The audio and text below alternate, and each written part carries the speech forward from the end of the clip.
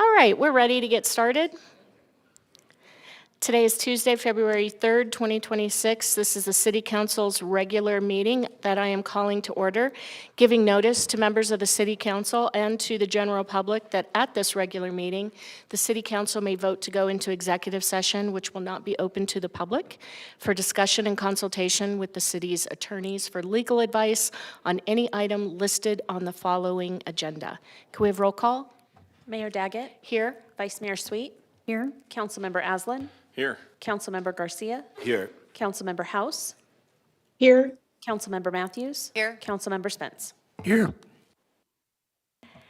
Vice Mayor, would you lead us in the Pledge of Allegiance? My pleasure. Please stand if you're able.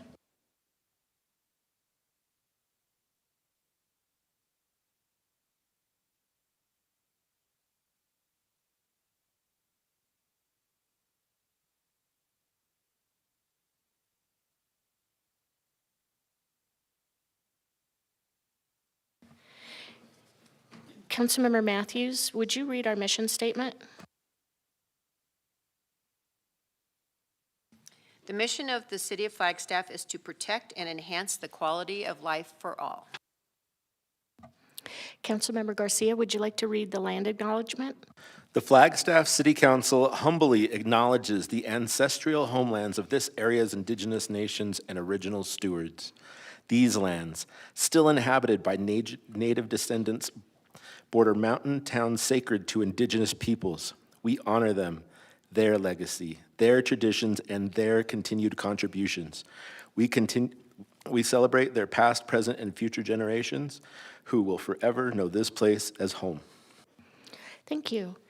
All right, next up we have approval of minutes from previous meetings. And if there are no questions about these, I will entertain a motion. So moved. I'll second. Any discussion? All those in favor? Aye. Aye. Aye. Any opposed? All right. Moving down to open call to the public. This enables the public to address the council about an item that is not on the prepared agenda and appears on the agenda twice, at the beginning and at the end. You have 3 minutes. There's a timer right here. And because whatever you're going to speak to us about is not on the agenda, we can't have back and forth, ask you questions, or answer questions. So first up, we have Gwen Waring.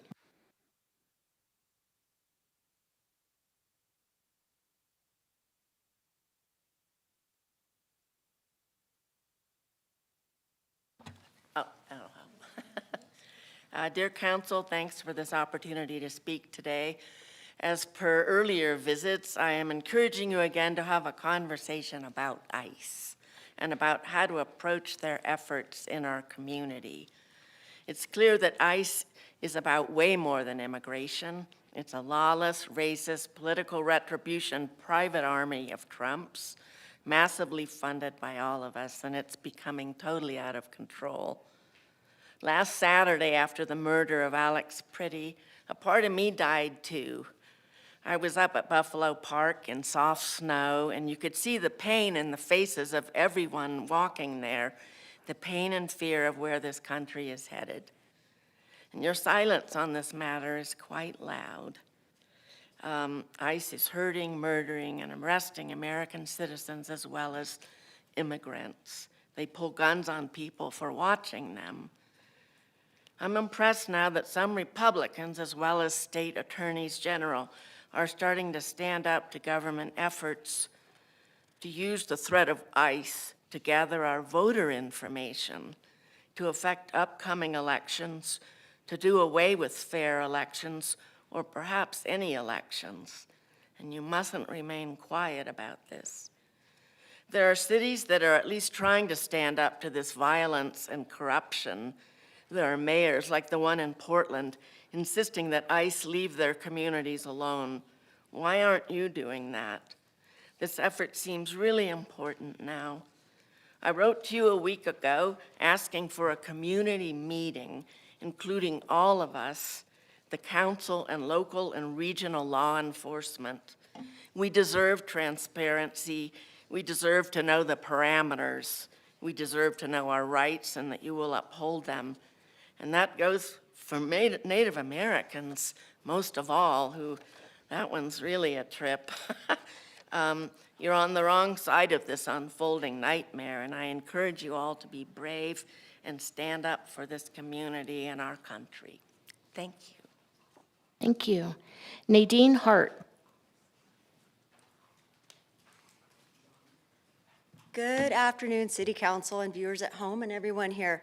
I'm actually going to speak to ask you not to follow through and take any part or position that you, as you already have, on current issues that have occurred. Recently, the kids walked out of school to protest.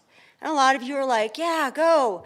You're standing up for yourselves. And no, they needed to be in school that day. They needed to be safe. Law enforcement needed to be out watching the streets and keeping the community safe, not babysitting and supervising students who are behind in their education and need precious academic work.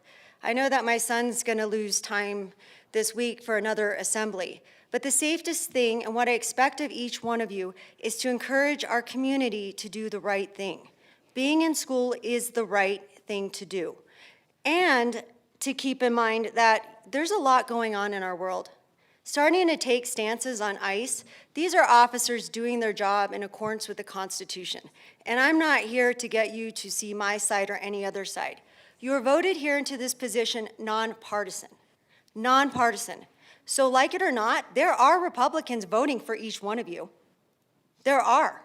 You need to keep them safe. You need to keep all of us safe. I ask you to please start taking a neutral stance.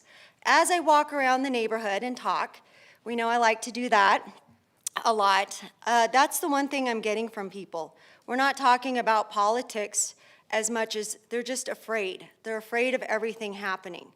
And I do understand you have your personal political affiliations, but as nonpartisan leaders, can we just unite the city on discussing water rates and safety and keep all of that out and encourage people to do the right and safe things? Getting involved in federal affairs is not what you are elected to do.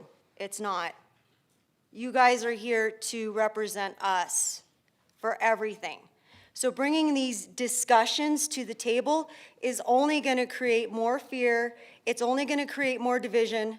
Just because there are people here today who have the time to be here, it does not mean that your other constituents don't have a right to be represented as well. There's a lot of people who are not here who are working. So I'm just asking you, in this time, can you please keep it professional, be the only city professional, and just not take stances on things violent? I just want you to keep in mind some of those children have parents who are officers. Can you imagine what that feels like to listen and then see a city leader encourage that? It's very upsetting. So what you do, people are looking to you. Thank you. Thank you. Meg Roderer.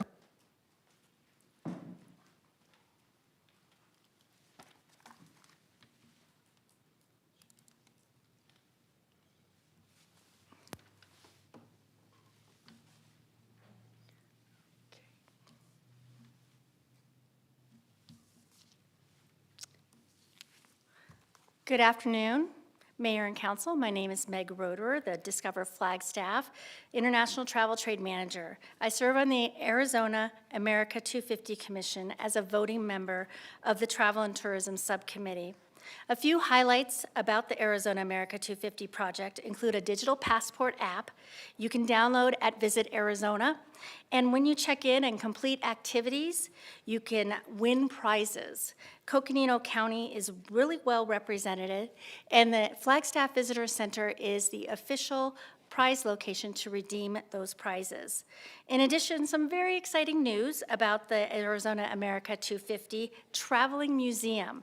You may have heard, but the Flagstaff Visitor Center is an official site location for this traveling museum of the interactive experience. So save the date for Monday, April 6th, and attend. You can learn more about their initiatives at the link on the slide. Also, please follow on your social.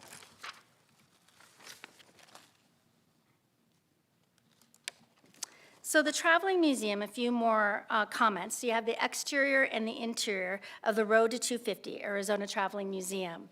The mobile exhibit will tour all 15 counties, kicking off on February 14 in Prescott, the original capital of the Arizona Territory on Statehood Day. Note the ponderosa pines, and the ceiling is dark skies with Pluto on top. It's open to the public, and it's for all ages. So remember, please visit on April 6th. Next up is Mother Road Brewing Company. Also very exciting news. They were selected as the official beer of the Arizona 250 for their Arizona lager. And this commemorative lager will be available on February 14th. So that is the day that they'll launch the Traveling Museum as well in Prescott. So the can art was created with the spirit of Arizona, highlighted with Lowell Observatory, Grand Canyon, and Route 66. Finally, I want to mention 2026 is filled with celebrations. We have the Route 66 Centennial, as well as the America 250 in Flagstaff, and the 25-year anniversary of the first International Dark Sky City. So as a reminder, the council voted in December for City Hall flags.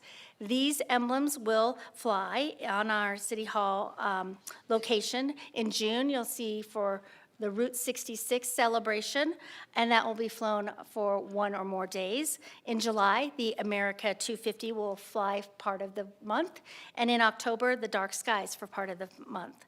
In addition, we are working on a project with NAU to have 250 small flags on display in the community. So stay tuned for more details. Thank you, Meg.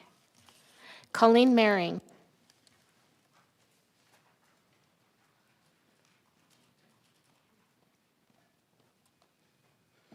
Good afternoon, Mayor, Vice Mayor, Council. My name is Colleen Maring. I'm the Chief People Officer for Northern Arizona Healthcare, and we are very pleased to be here today announcing that we've received a nearly $250,000 competitive grant from the American Cancer Society and Pfizer to improve cancer care coordination for Native American populations in Northern Arizona and the Colorado Plateau. The Connected Care Project is a 2-year quality improvement initiative that aims to improve care coordination for our Native patients receiving radiation therapy at cancer centers of NIH, right up here adjacent to the hospital. Nearly a third of all the patients that we treat at the receiving radiation therapy specifically are Native American, and those who live in rural areas have to travel long distances, which is particularly challenging for radiation therapy, which usually requires daily visits for 5 or 6 weeks. So to strengthen cancer care coordination for Native American patients, we will cross-train a patient navigator who will help with transportation, food access, and lodging during all radiation therapy treatment sessions. The patient navigator will connect patients to local community health workers in their community to support follow-up care and patient well-being. We're very pleased that Northern Arizona University's Center for Community Health and Engaged Research is our evaluation and technical assistance partner in this grant. And together, we and NIH were able to compete for this grant. There were only 7 awards nationally, and we received one of those. Our teams up at the cancer centers, board-certified radiation oncologists, certified and licensed physicians, dosimetrists, radiation therapists, oncology-certified nurses, nurse navigators, social workers, dietitians, and mastectomy fitters all work together to care for these patients, and with the addition of these specially trained cancer care navigators supported by this grant, we're excited to improve outcomes for this population. This initiative is co-led by Dr. Matthew Greer and Dr. Stephanie Rice of our cancer centers, as well as Professor of Public Health, Dr. Samantha Sabo at Northern Arizona University. And we're very excited to report back on how this goes. Thank you. Thank you. All right, we're moving down to proclamations and recognitions. We have 2 today. The first is the 100th anniversary of Black History Month. The second is Career and Technical Education Month. I don't know if anyone is here for either of these, but typically we invite anyone who's here for proclamations to join us on the dais. So we'll start with Black History Month.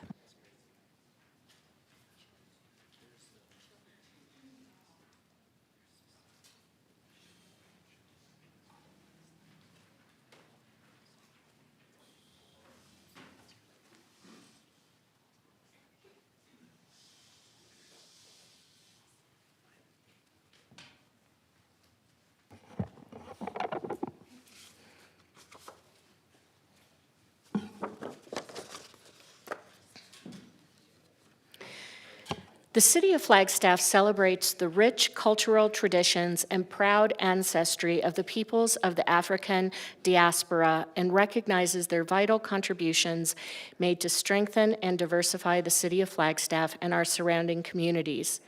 National Black History Month serves as a powerful reminder that Black history is American history, and the stories from our Black ancestors are essential to the ongoing story of American culture. As the Flagstaff City Council embraces and celebrates National Black History Month, let us not take lightly the faults, the battles, the progress, the hope, the aspirations, and the future. The Flagstaff City Council observes the 2026 Black History Month theme, A Century of Black History Commemorations, which marks 100 years of national observances dedicated to honoring the lives, struggles, and achievements of African Americans. The Commission on Diversity Awareness, in partnership with Coconino County African Diaspora Advisory Council and the Southside Community Association, recommends the designation of February 2026 as Black History Month in unison to observe the month with appropriate programs, ceremonies, and activities. Now, therefore, I, Mayor Becky Daggett, Mayor of the City of Flagstaff, Arizona, do hereby proclaim February 2026 as the 100th anniversary of Black History Month.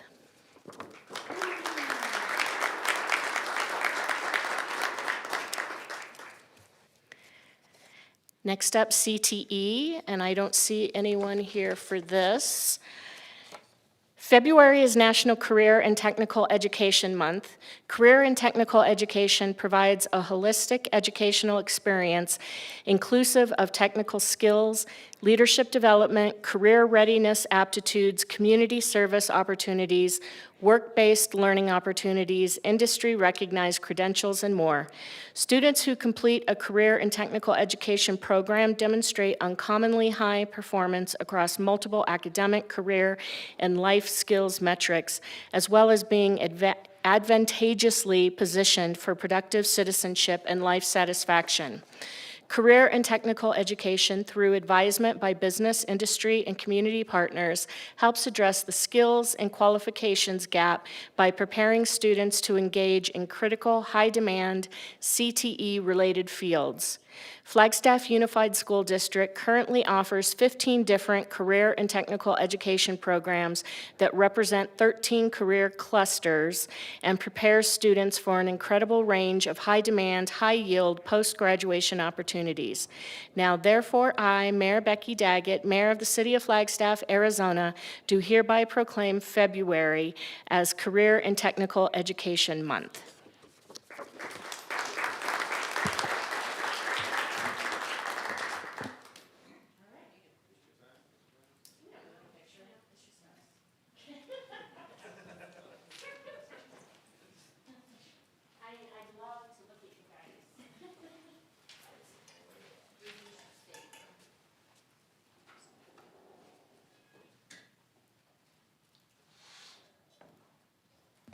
Okay, next up we have council liaison reports. Let's start with Councilmember Matthews.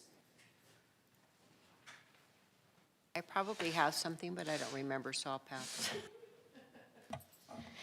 Councilmember Garcia. Nothing tonight, Mayor, thank you. Councilmember Aslan. All right, yeah, I do have a couple things here. Just give me a second. That came on me really fast. In terms of liaison reports, there were 3 meetings in the past couple of weeks that I attended in my official capacity. As the chair of the Coconino Plateau Water Advisory Council, I'll let you all know we received a presentation about Red Gap Ranch presented by the Bureau of Reclamation. It's pretty much the same presentation council received recently. For tourism, there was a conversation around water supply planning involving Aaron Young.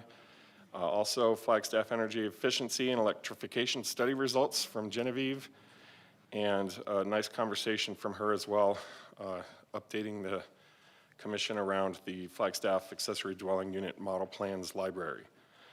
There was also a summary of the monthly division report which I'm excited to sort of go through here real fast. I think it's fairly impressive. The sustainability troop removed 44,000 pounds of trash and invasive plants from streams, streets, and trails. They launched 2 new programs focusing on healthy, resilient homes. They hosted 238 events, workshops, and presentations interacting with 9,000 community members, funded 14 community-led sustainability projects through the Flagstaff Sustainability Grants, and graduated 11 local businesses through the Green Business Boot Camp. They diverted more than 69,000 pounds of waste through the Waste Prevention Program, demonstrated that energy efficiency, all-electric homes are feasible, cost-effective, and healthier for Flagstaff residents. They distributed $177,000 in preparedness resources to residents facing climate hazards, made it easier to build accessory dwelling units by offering 10 pre-approved model home plans, developed the Flagstaff Food Action Plan, and launched Volunteer Flagstaff, connecting 1,200 plus community members with volunteer opportunities across the city. I'm sure that encompassed the bulk of 2025 and not just the month of January, but I don't have those specific date range for those accomplishments. And then finally, Tourism Commission met, and we voted in a new chair and vice chair. Commissioner Regina Salas is the new chair of the Tourism Commission, and Cody Halfmoon, who was just reappointed to her position with the commission, was named the vice chair. There was an attractions report. And also, I just wanted to lift up something that's come up multiple times within tourism and Discover Flagstaff. There's an appetite within the commission to lift tourism concerns as a federal legislative lobbying priority. And there's many reasons for that. Chief among them, the price hikes for national parks regarding foreign visitors and other such, if not non-friendly, outright hostile attitudes towards our visitors, that it might be a good idea to use some of our legislative bandwidth on addressing those concerns. That's all I have for now. Thank you. Thank you. Vice Mayor. Thank you. Last week, I did go down to Phoenix, and I attended the Rural Transportation Advocacy Council annual meeting. That's a mouthful to say. I was there. I'm on that committee, but I'm also the chair of Metro Plan, and Kate Morley, Geronimo Vasquez, and I went down to speak at RTAC. We were able to talk about how important it is to recapitalize the Arizona Smart Fund, and I was able to talk about the West Route 66 improvements that we've been discussing up here at Council. So that was a really fruitful trip, and look forward to going back down. Tomorrow there is the Metro Plan Strategic Advance. It's 9 to 12 at the DCC. Monday is BPAC 4 to 6 here at upstairs at City Hall. And Tuesday I will be doing the NACOG work session all morning. I am currently the vice chair of NACOG and will be working that meeting. So that's all I have. Thank you. Councilmember Spence. Thank you. This Wednesday, tomorrow afternoon, the Transportation Commission will be meeting, and they will hear from both the Pedestrian Advisory Committee and the Bicycle Advisory Committee on suggestions going forward. So that will be a meeting open to the public on transportation. Thank you. Thank you. All right, there is nothing from me, so we will move on to consideration of appointments. The first one is to the Indigenous Commission, and this is for Councilmember Garcia to make. Thank you very much, Madam Mayor. I wanted to thank all the applicants, Mr. and Mrs. Nez and Ms. Washburn. It was a tough choice between the three of them. And I would also like to remind those who don't get chosen tonight that your applications will remain on file for a year. So at this point, I want to move forward a nomination of Elizabeth Washburn to the commission. Thank you. Is there a second? I'll second. Any discussion? All those in favor? Aye. Aye. Any opposed? All right. The next is for the Audit Committee, and this is Vice Mayor. Thank you. So we had one applicant, and I typically call for more than just one, but with this particular committee, it has been a pretty tough role to fill. I did contact the applicant. I talked to him actually 2 different times. He is very excited, is excited to get involved in this committee and has a financial background. So after talking with Sean Barker, I feel very, very comfortable in recommending him in the appointment to the Audit Committee. Second. Is there any discussion? All those in favor? Aye. Aye. Aye. Any opposed? All right. We will move down to the consent agenda.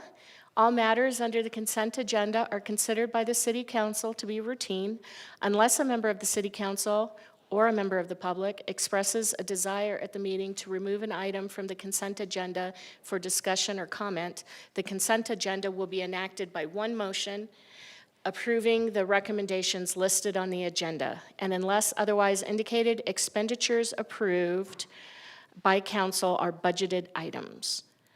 So we have 9A through D. Mayor, I'll move to approve consent items 9A through D. I'll second. Any discussion? All those in favor? Aye. Aye. Aye. Any opposed? Okay, we will move down then to routine items. 10A, consideration and adoption of resolution number 2026-03 and ordinance number 2026-01. All right, this is regarding the sign standards, which has been discussed previously. Council, do you have any questions for staff? We're ready for a motion, Mayor. I'd like to move that we adopt resolution number 2026-03. Is there a second? I'll second. Any discussion? All those in favor? Aye. Aye. Aye. Any Signs point to opposed? yes. All right, and then a motion to read ordinance. Mayor, I'd like to move that we read ordinance number 2026-01 by title only for the final time. And a second? I'll second. Any discussion? All those in favor? Aye.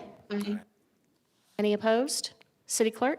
An ordinance of the City Council of the City of Flagstaff amending the Flagstaff City Code Title 10, Flagstaff Zoning Code, by adopting by reference that certain document entitled PZ-23-00134-Sign Standards, providing for repeal of conflicting ordinances, severability, authority for clerical corrections, and establishing an effective date. And a motion to adopt the ordinance? So moved. Second. Any discussion? All those in favor? Aye. Any opposed? All right, thank you. Thank you, Tiffany, that was great.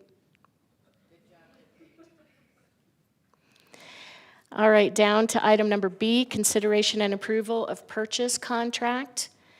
This is a purchase contract for the traffic signal at the corner of Woody Mountain Road and West Route 66.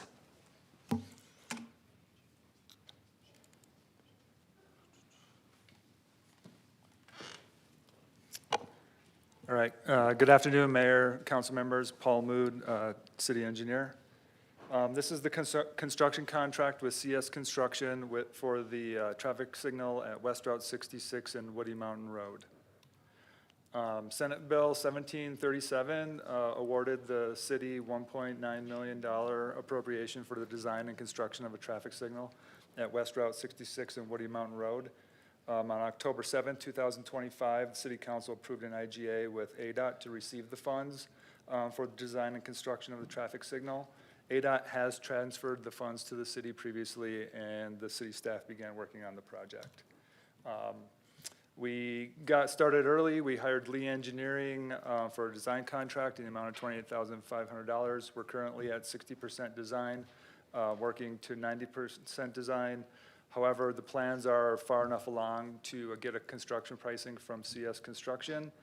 Rather than spending several months to bid and award a project out, we worked through a cooperative purchase agreement with the city of Scottsdale, who has CS Construction on a job order contract to build traffic signals for them. So we saved a lot of time. Construction contract is in the amount of $574,500. This is just a picture. You've seen this before when we brought the IGA to council. This is looking west along West Route 66 on the left, and then looking south towards Woody Mountain Road. It's currently an unsignalized T intersection with a stop sign on Woody Mountain Road as you go on to West Route 66. And this is an older street view photo, so there is a lot of development that's going on in the area. Over 2,000 new homes planned in the area. A lot are already built and or under construction as well. This is the temporary signal that we're going to build. This is the one at Butler and 4th Street. It will look similar to this, but with steel poles. This is the overall construction contract that we got from CS Construction. We were very worried in the beginning because the meter pedestal for the traffic signal was a 40-week lead time. Engineering staff worked with Public Works. Public Works had an extra meter pedestal on standby at their yard, so they're going to loan us one, and then we're going to buy them a new one and replace it. The poles, the steel poles, are the long lead item. So they take 17 weeks from time of order. We're supposed to be getting the shop drawings in this week or early next week, just to confirm that the poles look good, what the contractor needs, and then we'll get those ordered. Other long lead items not driving the schedule but close are the signal heads and the luminaires. And the estimated completion date for the signal to turn on is the end of June 29th. This is just a quick look at what the signal design looks like. The light blue on the lower left corner is an easement that's needed from the property owner. Some progress highlights. Again, the easement on the southwest, or on the corner is, we have a third-party surveyor doing the legal description, and then our real estate section is going to work at acquiring that easement. So everything right now is moving forward. We've been in contact with the property owner. APS has preliminary drawings approved to provide power to the signal, so we're doing a line extension agreement with them. We also have a geotech, Speedy and Associates, that we did an on-call contract with. They're going to do some geotechnical investigations because the pole foundations are approximately 22 feet deep. We've already been working with ADOT to get the right-of-way permit applied for, and they've already issued us a permit number so we can hit the ground running. And then ADOT is in the process of providing a draft operation and maintenance agreement that we discussed with council previously. Since this is a temporary span wire signal, ADOT wants the city to operate and maintain it until we do a permanent signal or a roundabout in that area. And that's the end of my presentation, and we're hoping that council will award the construction contract so we can get moving. Any questions? Councilmember Matthews. Thank you, Mayor. Paul, thank you so much for your hard work, and thanks to Public Works for coming through with the box. I know it seems slow to us, but the speed of government is actually really fast. And I'm out in that neighborhood a lot, lately, just talking to the residents. And that's the common, topic of discussion is how dangerous that strip of road is. And so it's great to be able to assure them that it's on the radar. It'll be this year. I've softened up on the date. But I just wanted to say thank you for that and just all the work that you put into it. I know that putting something that wasn't on either ADOT or the city's schedule immediately, and all the houses that are being built out there, and Sierra on 66 and everything else is just really building up. So I just wanted to say thank you so much. I know it's just another layer of work that you have to do, but it's really important to our community, so thank you. Any additional questions or comments? Councilmember Spence. Thank you, Mayor. And thank you for the presentation. To what extent is your 60% design work, to what extent does that take into account the anticipated improvements on Old Route 66 that ADOT might undertake in the future? Are you putting these signal poles far enough back that any eventual improvements will not have to redo the 22-foot deep hole for the poles? Yeah. Mayor, Councilmember Spence, thank you for the question. This is actually a temporary traffic signal. So when we do get those final improvements designed and under construction, however far down the road, this will have to come out. That's why it's temporary. We were awarded $1.9 million. We think we're going to spend around maybe $750,000, $800,000 total with the construction and design and geotech and everything. And then the leftover money can be used towards future improvements on West Route 66. So this is designed to be a temporary signal and go away at some point. Thank you.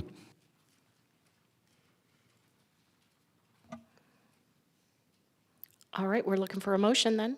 Mayor, I'd like to, do I need to read it, all of it? I'd like to move that we approve the cooperative purchase contract with CS Construction, Inc., the contractor for construction services in the amount of $574,500 and the contract time of 150 calendar days. Also, number 2, approve the contract allowance of $43,087.50, which is 7.5% of the cooperative purchase contract amount. And number 3, approve change order authority to the city manager in the amount of $57,450, 10% of the contract amount, less allowances, as well as authorize the city manager to execute the necessary documents. I'll second. Any discussion? All those in favor? Aye. Aye. Aye. Any opposed? All right. Moving down to the regular agenda. 11A, consideration and adoption of resolution number 2026-02. Hello, Edward. Oh, man, I got a security alert. Good afternoon, Mayor, Vice Mayor, Council. Ed Schenk, Stormwater Section Director. So I'm here today with a resolution for you to consider for us to submit a grant for the AZ Smart Match opportunity. This would be a matching grant for what we call Big Fill Lake. So I'll go through this project for you. So what I'll do today to keep this brief, I'll give you an overview of Big Fill Lake, an overview of the project that we are proposing, why now, what's the benefit, what's the cost, the federal grant opportunity, and then what this resolution is about, which is the submission of a matching grant to provide the city and BNS match for the federal portion. AZ SMART, just so you know, because I don't know it off the top of my head, stands for Arizona State Match Advantage for Rural Transportation. You just saw one of these about a month ago for J.W. Powell for the design there. So it's a great opportunity. We've used it in the past for other projects here in the city. To give a little bit of a background, here we go, of what Big Fill Lake is. I wish it was a real lake. Well, wish it wasn't what it looks like here, but I wish it was a real lake with fish and you could put boats on it and whatnot. But like most things here, it's an ephemeral feature. It's something that's dry most of the time. It is what is caused by the Rio Flag. So the Rio Flag goes through here. This is a picture from 1993, an aerial image. And it backs up right along the BNSF embankment at milepost 338.9, which is just east of town, and then also along historic Route 66. This is over near Flag Mall. So that provides kind of a dam, an unintentional dam, if you will, that'll back up quite a bit of water. Here's a picture from 1993. You can see Country Club Drive right here underwater, Old Walnut Canyon Road. You can't see it all. FAC is sort of over in this area. East, FAC East, I should say. The perennial plant you can see here, there's flag mall over there, just to give you some idea of what we're looking at. This is a relatively small flood, I hate to say that, probably in a 25 to 50 year event. What FEMA maps, or what we map for the larger 100-year flood or a 1% flood, is this image you see here with the dashed line within it. That's actually mapped as a floodway. So with a floodway, it's extremely restrictive in terms of development with what we can either develop in there, or what unfortunately has been already built within that floodway and now is not really allowed to be redeveloped. So it's kind of in a stagnant state, if you will. So our hope here is to remove most of this by removing most of this floodplain and floodway by removing some of that restriction at the BNSF embankment, as well as Route 66. So some key dates, obviously 1882 is when Santa Fe Railroad came through, 1926 when Route 66 came through, so those two kind of created some of this issue. 1993 was that major flood that we see here. There was actually a special study conducted independent of the city by FEMA in 2010, looking at levee break scenarios along that embankment and remapping downstream based on that embankment failure. So this actually was identified by FEMA independent of us, of issues here in terms of potential levee failure. And then in 2023, we had a minor flood after the spring snow melt. And then we have this project we're talking about today that started in 2022. A picture of that embankment, so current conditions. This is from near Flagstaff Mall, looking upstream, so looking south. You can see the railroad embankment here, and also the current culverts that go underneath. So we have a 96-inch, so 8-foot culvert that's half full of rock and junk over here. And then we also have, kind of hidden behind this tree, a 42-inch culvert. What we're expecting to see is about 3,200 CFS coming through this area, which is quite a bit larger than what we see even downtown in terms of potential flooding, and these two small pipes, which are obviously undersized to take that flow. So hence that very large lake volume that we see upstream of there. So why now? Why are we talking about this now instead of 1993? Well, we have talked about this throughout time, multiple different times. Usually it comes down to cost. This is not going to be cheap, and you'll see the numbers in a little bit. But in 2022, the city was approached by BNSF as part of their third rail alignment and build out for a number of utility conflicts, and one of them was the drainage here at this location. And as we talked through the issue, so 96-inch pipe that's really at a low grade, and even if we replace it, it's not going to do much good. We really kind of talked about what we might be able to do in terms of working with our federal partners to provide a larger benefit and a larger risk avoidance, if you will. So to give you some idea of the size of this BNSF project, which means, sorry, I'm backing up in here a little bit. One BNSF puts in this third rail, it's going to be even harder to come back and fix this problem in the future. So we might as well do it now. What you can see here in this dashed line is the current, this is a profile view. So upstream is over here on the left, downstream's on the right. This dashed line is the current grade, and you can see the two rails here, and then it comes back down as you get close to Picture Canyon and whatnot down to the downstream. Now, what BNSF is going to be building shortly is their third rail, so they're going to have to bring in quite a bit of fill, and then a fourth rail. So the third rail is their actual third rail. The fourth rail is their siding track. So it's actually 4 rails that will go to here, and then also an access road, and then a slope here, a 2-to-1 slope, which is be less of a slope than the 1-to-1 they currently have. So as you can see, we're more than doubling the size of that embankment to bring in this third rail. So with that, we're bringing in quite a bit of fill, and by we, I mean BNSF, is bringing in quite a bit of fill, and that's quite a bit of extra area we would have to bore under if we were to create new drainage structures after the fact. So really want to work in concert with BNSF to remedy this problem as best as we can as they come in and build their third and fourth rail at this location. So the stakeholders in this project, obviously, the City of Flagstaff has vested interest. BNSF does as well due to the potential levee embankment issues. Our potential partner here who we're applying to for the federal funding is the FRA, it's the Federal Railway Administration. And then our design and grant writing partners, so GFT Trans Systems has been our designer for the last 3 years. They have 100% design currently. And then our grant writer for FRA, for the FRA grant, is Wilson and Company. We'll write the AZ Smart grant ourselves. It's pretty small relative to the larger FRA one. And then MetroPlan has been a phenomenal partner with working between the different stakeholders and getting the letters of support from a number of different federal, state, and local partners.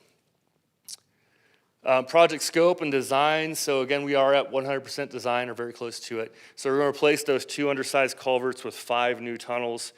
4 of those tunnels will be 8 feet in diameter, so 96 inches, and the 5th one will be 9 feet, so 106 inches in diameter.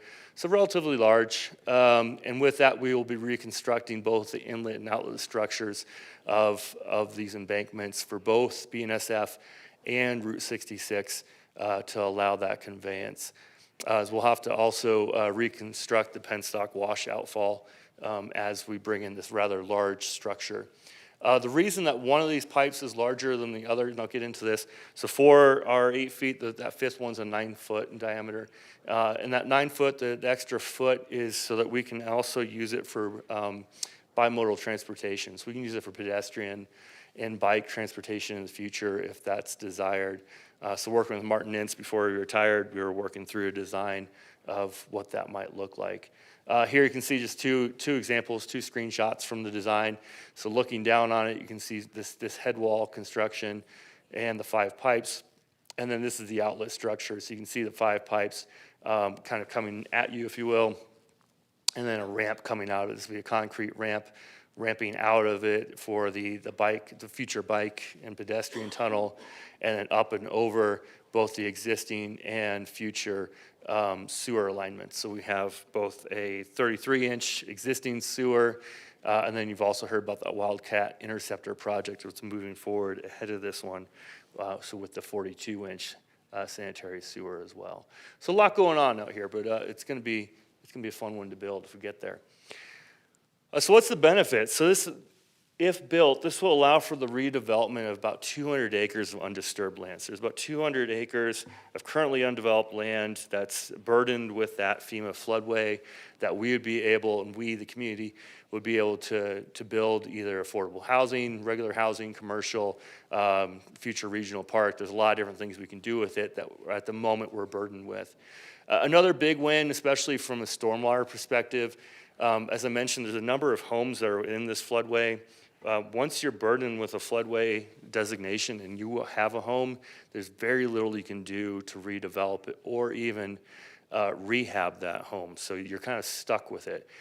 With this project, we'll be able to bring 51 townhouses out of the floodway, and with that, that will allow them quite a bit of flexibility with what they do with those houses. It also reduce future regulation on dozens of more homes outside of that, because it'll bring that base flood elevation down by about 10 feet. Also for the businesses in that area, and for about another 1,000 acres of land. So there's quite a bit of benefit there. It provides climate and post-wildfire flood resiliency. It provides that trail access for the future regional park near Continental Park to Picture Canyon. And then it also reduces rail pedestrian conflicts, which we have a number of, as you're well aware, including 9 incidents and 5 fatalities at that milepost, so that milepost 338, so that eastern part of town. So by allowing a pedestrian underpass, we hope to alleviate some of that desire to go across the tracks, the surface tracks. And then it reduces that catastrophic levee failure and risk for the rail as well as Route 66. To show that more graphically, this is again just using city GIS. The hatched area is our current floodway. What you see in yellow would be the future floodway. We don't totally get rid of it, but we do reduce that ponding by quite a bit, by about 10 vertical feet. So with that, you're opening up a large section down here to redevelopment.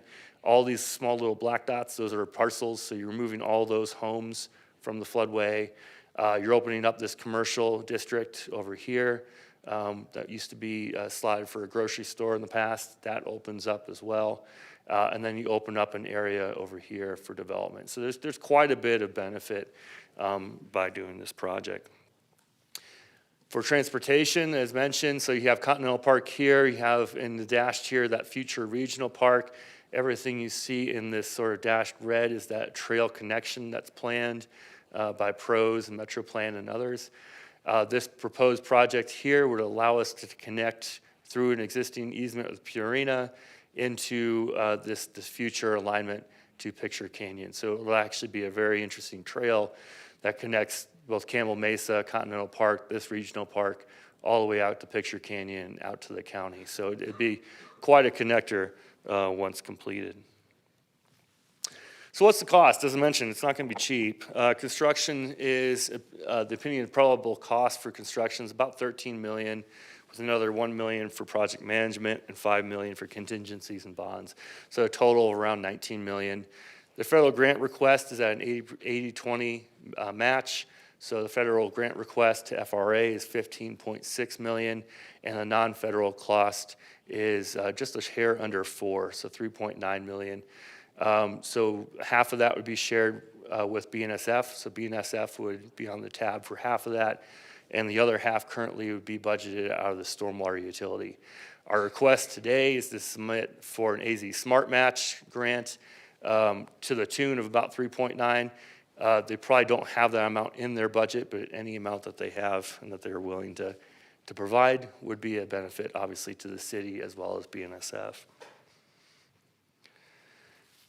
Again, a lot of words here. I'll try to keep it fast. So this is the grant we're going after, just in case you want to read that. The submittal name, it is a longer name than just Big Phil Lake. So it is a Sligman Sub Big Phil Lake Project, critical hydraulic infrastructure enhancing Flagstaff. So a long mouthful there. And then I think I've mentioned everything else here. We are submitting this grant on Friday. I believe that's the 6th. Whatever the 6th is, I think that's Friday. The FRA grant goes out. The AZ Smart Grant, I can write that this week, assuming that we get the resolution approved tonight. I believe. Oh. Did you choose that name so that it made a acronym? The chief, I did not choose it, but yes, it was chosen for the Amtrak, the chief line that goes from, I believe, Chicago to Los Okay, I get Angeles. it. Yeah, because it is Amtrak focused. Can't take credit for that one. So the requirements for the AZ Smart Match Grant, so it does require a city council resolution approving the submittal. So that's why we're here today. Concurrence from the regional transportation, which is MetroPlan, that is completed. Letters of support, we have 5 collected. And then we are seeking the full match for this through AZ Smart. But we will take whatever they have for state allocations for that. Probably less than a 3.9, but we'll take what we can. And we'll be writing this with staff support, with support from MetroPlan and Wilson and Company. So a lot of stuff there I try to go through pretty quickly, and I have a full docket. Any questions for myself? Yes, thank you. Councilmember Aslan. Thank you, Madam Mayor. Ed, appreciate this. A couple questions. Can you remind me again what frequency of flood event this is aimed at mitigating? And then also, can you factor in the Rio de Flag project into this? I'm being optimistic and assuming that's going to be completed at some point. How is the floodway on the east side going to be affected by the completion of the Rio de Flag? Great questions. Okay, so for the first question, we aren't actually designing to a design storm. We're designing for what is reasonable. So the design storm, the 1%, so a FEMA flood would be about 3,100, a little higher than 3,100 CFS. We can't pass that unless we completely remove the embankment and Route 66.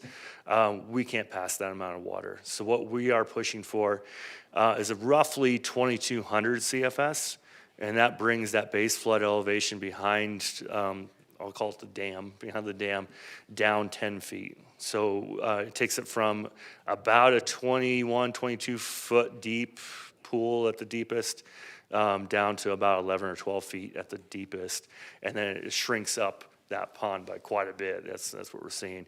But it's not truly designed for a particular design storm. It's just how much water can we get through with a reasonable design. So that's what we're shooting for. The second question, it's a great one, is with the Rio to Flag project. Obviously, the Rio to Flag project will definitely help downtown, it'll help the south side. That's going to remove quite a bit of FEMA floodplain and floodway through this area where we're standing today. But it does also speed up the water and move that a little faster to areas like the eastern side of town. So this project would actually benefit the eastern side of town because let's say we had a big flood, let's say we had a fire on the peaks, we had large floods coming through here. If we were to do, when we do the Rio project, we'll be moving that water faster to the east side. So this project here, the Big Field Lake project, would be a benefit by pushing that water even further. Once we get to the county, it becomes less of an issue. The water really does kind of saturate and drop into the ground pretty quickly. So once you go a few miles, it's kind of all drains into the subsurface. Does that answer the question? Any other questions, council? Councilmember Spence. Thank you, Mayor. It's a historical fact that this lake has been known to disappear overnight in the past. It disappears into a fault in the bedrock, goes into an underground cavern or water conduit of some sort. Has that geologic structure been analyzed with regard to relieving flood conditions going forward? It's my understanding that because it was a hazard for teenagers going down in there and getting stuck, that at one point the geologic fault was either covered with cement or filled in somehow. But is that a possible mitigation for flooding in this area? Great question, Councilmember Spence. So I think what you're referring to is what we call the bottomless pit. So it is a sinkhole in the area. That is actually, interesting enough, included in the FEMA analysis. So it is assuming that structure, that geologic feature, will take 54 cubic feet per second during full pool. Now, 54 feet per second sounds like a lot, but when we're talking about 3,100 CFS coming in, potentially 54, it's a pretty small drain. So it does help, but by itself, it does not drain fast enough. Thank you. And two follow-up questions. During this proposed construction, will the two existing rail lines be disrupted, or are you going to burrow under them? And secondly, I might have missed what's the rerouting, if any, of the gas pipeline? There shouldn't be any rerouting. If you're talking about El Paso natural gas, that's not in the same location, so that won't be rerouted. If you're talking about the Wildcat Interceptor project, which is another large city project, very expensive, that will be going on adjacent. So they're actually, both design teams work together to make sure that there was no conflict, so that the sewer project, sewer and reclaimed water, is separate from where the stormwater section would be. And then to your other question about disruption of service, no, that would not be allowed by BNSF, since we do have about 100 trains a day going through. So we'll be doing a horizontal jack and bore under the BNSF and embankment. Thank you. All right, council, I'm looking for a motion. I would like to move that we read resolution number 2026-02 by title only. I'll second. Any discussion? All those in favor? Aye. Aye. Any opposed? City clerk? A resolution of the Flagstaff City Council authorizing the submission of an application to the state of Arizona for the Arizona State Match Advantage for Rural Transportation, AZ Smart Fund, for the Seligman Sub Big Fill Lake Project and authorizing acceptance upon award.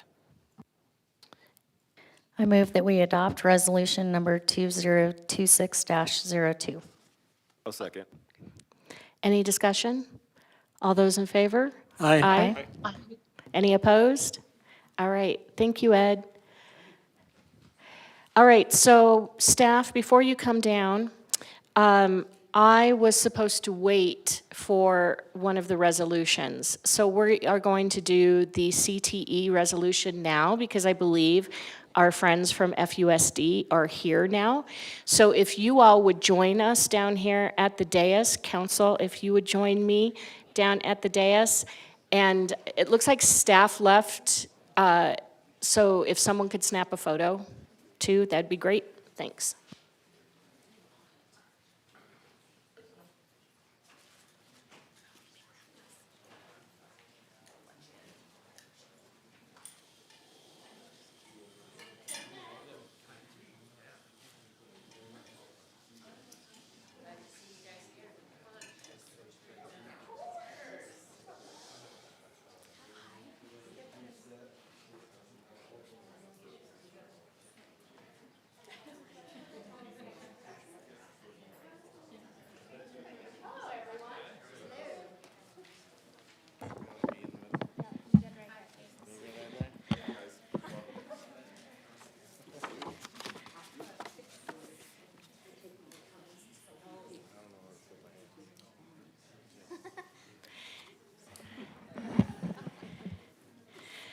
All right, February is National Career and Technical Education Month.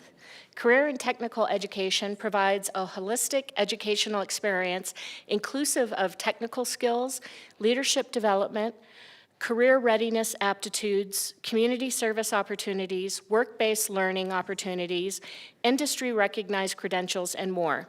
Students who complete career and technical education program, complete a career and technical education program demonstrate uncommonly high performance across multiple academic, career, and life skills metrics, as well as being advantageously positioned for productive citizenship and life satisfaction.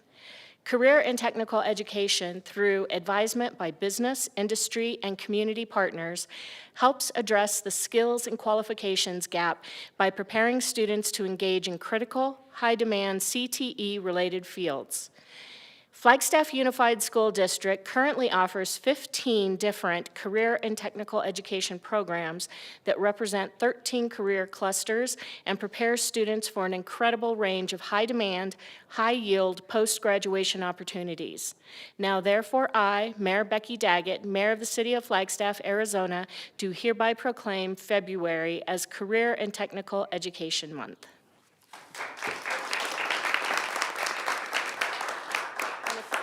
We'll get a photo, and then if someone would like to speak.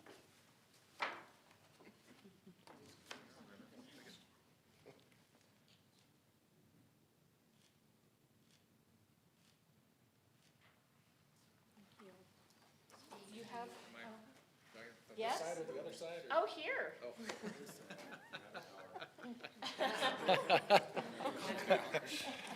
Madam Mayor, members and officers of the council, thank you so much for this honor. Sorry, I'm tall and I'm talking sideways. Career and technical education, Mayor Daggett mentioned so much that I won't rehash all of it in that proclamation, but I'll just say it's all true. Our students are uniquely positioned, especially in our evolving technologies of our world and things like that, but including infrastructure type of projects and everything else. They're uniquely positioned to be successful in those types of enterprises. And we would have had more representation today except for the exceptional dedication of those instructors. Most of them are still at their school sites as we speak, preparing their teams and their facilities and their labs and their studios for regional competitions in preparation for the full state competitions that'll take place later this semester. But we already have results from last weekend. One of our culinary programs, the one from Flagstaff High School, competed in a statewide competition, and all of the students that participated finished either in top 10 juniors or top 20 seniors in the state. So just keeps being borne out by all of the evidence that the students who graduate carry forward with them. So thank you very much for the proclamation. Undoubtedly a very important part of our educational system. Of course, my opinion's probably a little biased, but thank you so much. It's an honor. Thank you.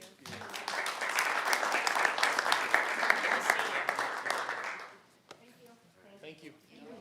Hey, good to see you. I mean, you're never met. Till we meet again. Okay.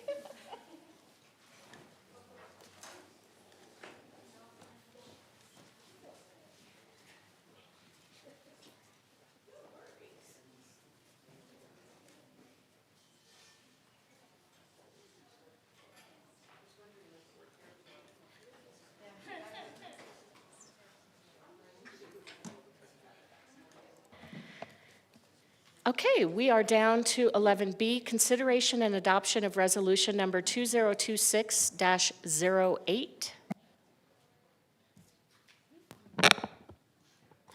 Good afternoon, Mayor and Council. Bryce Doty, your real estate manager. Today, this resolution before you is a resolution that approves an intergovernmental agreement between the Coconino County Community College and the City of Flagstaff for the purchase and operation of a firearms training facility. And that firearms training facility is currently known as Timberline Firearms, and it's off of 89. So I just wanted to pull up a map just to show you where we are talking. So it's just north of town off of 89. And here's the facility right here. You've already approved an ordinance purchasing this. We've already approved a purchase agreement purchasing this. One of the contingencies of that purchase agreement was making sure that all of our funding partners are all in alignment. And so this IGA is really the fulfillment of purchasing this facility. So what it does is it identifies the two main funding partners, which is Coconino County Community College and the City of Flagstaff. We're both going to contribute $1.1 million to the purchase of this facility. The Sheriff's Department, they're going to kick in $350,000 to purchase this facility. And then the arrangement is going to be that the city and the community college, we own 50% of this facility. And then the Sheriff's Department, they have a license to use the facility for a certain amount of time.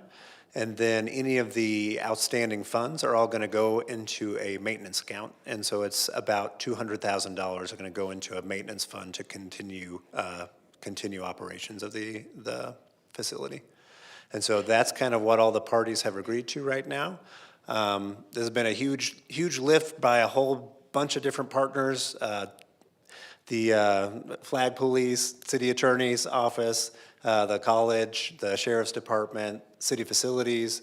We've got a lot of cooperation on this. City Community College did sign this IGA already, so here we are the last parties to this. If everything looks good with you, if you have, we've got all the relevant parties if you have any additional questions, but if it looks good, passage of this is the last step to closing on this property. We've got our funds and requests pending approval of this IGA. We're hopeful that we'll close on this property next week, but we have until late March or early March to do so. And that's what we know. So that's what this IGA does, and available for any questions. Thank you. Council, do you have any questions? Thank you, Bryce. We have discussed this quite a bit, so I'm not surprised there aren't any questions. I'm looking for a motion to read the resolution. I move that we read resolution number 2026-08 by title only. I'll second. Any discussion? All those in favor? Aye. Aye. Any opposed? City Clerk? A resolution of the Flagstaff City Council approving an intergovernmental agreement with Coconino County Community College District related to joint ownership and use of a firearms training facility. A motion to adopt? I move to adopt resolution 2026-08. I'll second. Any discussion? All those in favor? Aye. Aye. Any opposed? All right, thank you all. All right, moving down to open call to the public. We don't have any members of the public wishing to speak? Okay, then moving on to informational items, 2 from mayor, council, and staff, and future agenda item requests. Councilmember Spence. I have nothing this evening. Councilmember House. Nothing this evening. Thank you, Mayor. Vice Mayor. I'm looking forward to a busy weekend. There's Art Walk Friday and Chocolate Walk in downtown on Saturday, and I'll be handing out 500 pieces of fudge, handmade by me. So I've got a lot of work to do. Councilmember Aslan. Councilmember Garcia. I just wanted to give a brief shout out to the students of Flag High who invited me to a listening session. They were giving their concerns about the national climate on immigration, and I was able to, it was very impactful to hear the young minds and our future leaders willing to be vulnerable and express their concerns and also their solutions. I was mostly impacted by how amicable their discussions were and how much they valued sticking together as a community throughout whatever we face moving forward. That's it for me. Thanks. Councilmember Matthews. I have nothing, thank you. All right, so I have not been at the past couple of meetings. The first meeting was because I was down testifying in support of HB 2804, which was introduced by Senator Rogers. This is a rural affordable housing tax credit legislation, which would give the rural communities, it would revitalize the LIHTC program in the state and give rural counties the ability to apply for these funds. So it wouldn't be available to non-rural counties. Anyway, and then last week I was supposed to be in DC, but I was somewhere between Cincinnati, the Cincinnati airport, and DC on my way to a US Conference of Mayors multi-day meeting, which was excellent. And so that's where I was. And for members of the public, HB 2804, I'm going down again on Thursday to testify in support of this. And if there's anyone who has a request to speak and would like to weigh in support of it, we would love to have your support of that. That's all for me, City Manager. Do you want to check with Councilmember House? Oh, you did, I'm sorry, I missed that. You need to not sit next to Sterling because that's what he does. I just said she did. Mayor and Council, I just want to remind you and also the public that we have our budget retreat on Thursday, 8:30 at the Aquaplex, and it's just a good opportunity to hear from our staff on where we are financially as an organization and talk about some emerging needs that we see as staff and have a discussion with council on priorities. So looking forward to it. Thank you. All right, we're adjourned.